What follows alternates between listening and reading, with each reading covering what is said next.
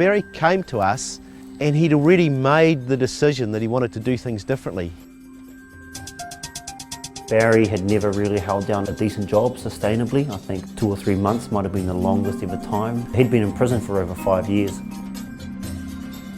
I learned how to fight at an early age, become quite good at what I did, could look after myself and others. Pretty much made a career of it, to be honest with you. We talked about what opportunities Pathway had and what Pathway might offer and the expectations we would have. So it was everything from accommodation to employment to creating opportunities for him to meet pro-social people. He had very difficult beginnings and to compensate for the fact there was no big person looking out for him or looking after him, Barry at a very young age had to take things into his own hands.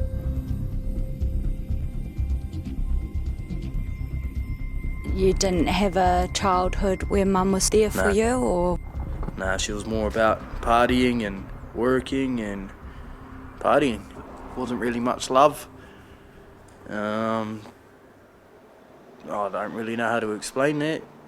Just no love. And what was life like in your house? Chaotic. Yeah, chaotic parties, bottles everywhere.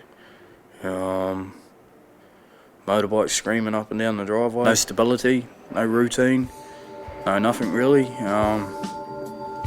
How old are we talking when we're talking about you being able to go out and sort of do what you want and terrorise? 7.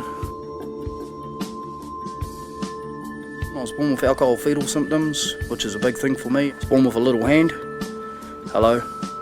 And yeah, I used to get picked on hard out. And that's how I learnt to fight and look after myself. And from the age of 12 up, I ended up in foster homes all over the North Island, all over the South Island. No one could keep control of me. So school was a bit of not a keeper for me. And don't really have a very good education or anything like that. As we got talking and he shared more about his life, it was quite inevitable that he was going to end up where he was. And he talked about his upbringing and his life with the white power skinhead fraternity and how he found what he described as love, where he felt loved in that particular group. And what did being part of their gang mean? Stand up for who you are, be proud of who you are, proud of your colour, hate everybody and love yourself and love your brothers. Yeah, I did actually love it. Felt like a family that actually cared for me and loved me. And there was food on the table every night. Invercargill Police Station became my second home. And that's how they knew me. It was Old Barry's home. That's how bad it was. Burglaries, car conversions, assaults, GBHs. Shite. One thing that I did challenge him on all the time through our assessment was how he kept referring to himself as a piece of crap.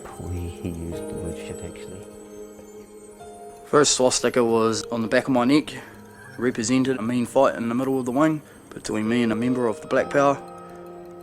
Yeah, I won, and one of the, bigger boys of the crew that I used to run with respected me hard out and put that on my neck. So now every time I walk around, people can see it. I hate it, but that was my life. That probably works quite good when you're a 10-year-old, but when you're still using the same techniques in later years, it sort of wears a wee bit thin, and violence and aggression aren't the best way forward for an adult. So Barry learned a few of those things. He had come to the decision way before he got here that he wanted to do it differently. We were the catalyst, we were the mechanism that he used. Hilton they used to call it, because it was like the luxury of all jails. But I got attacked, quite severely attacked, put in hospital and stuff. Lost all my teeth, broken ribs, broken leg, scared the living crap out of me. When I got back to the wing, the boys wanted nothing to do with me. No one would admit to anything. And then I found out that it was my own, who I thought were my family, that had set it up. So it was either carry on fighting for people that don't even want you, and carry on getting stupid, idiotic tattoos, or go out to the yard and tell all the skinheads that I don't want you in my life no more. And that's what I did. Carried on moving from there. That was like the biggest step of my life, like the biggest step. I'm so glad it happened. Gutted about my teeth, but it's life, eh?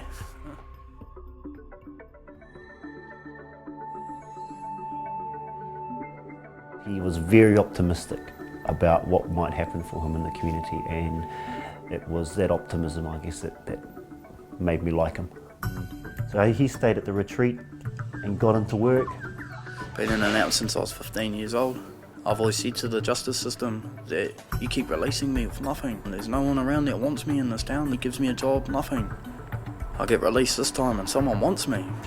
Actual people wanted me. Made me cry, actually, to be honest with you.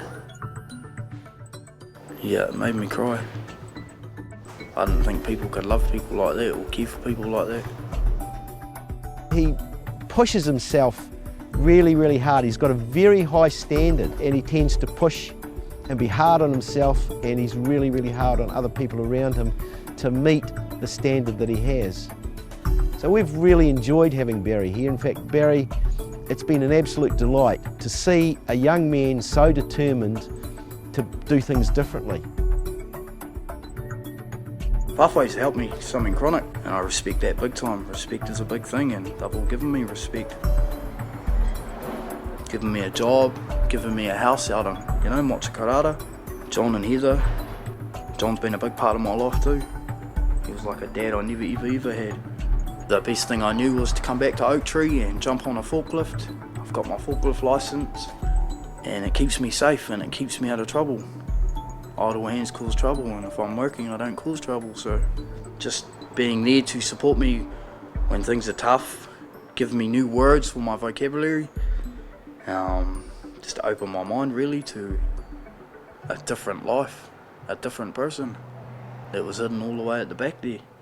I was evil, I didn't like people, I would say nasty things, I would hurt people, and now I wake up in the morning and smile at people. What's going on with that? To most of us, it would be he still has a really chaotic life. But from where Barry's come from to where he is now is like, there's light years of difference. Yeah, well, I get up to work every day, I'm taking care of myself, I've got responsibilities, I'm building structures and routines for myself. Yeah, I'm proud of myself, yeah. And when I wake up and look in the mirror, I love myself. I can't believe the person that I've turned out to be, like really. Been out for over 2.5 years now, and he might not like the word, but he's just blossomed, really. He's blossomed into the man I knew he could be and the person he wanted to be.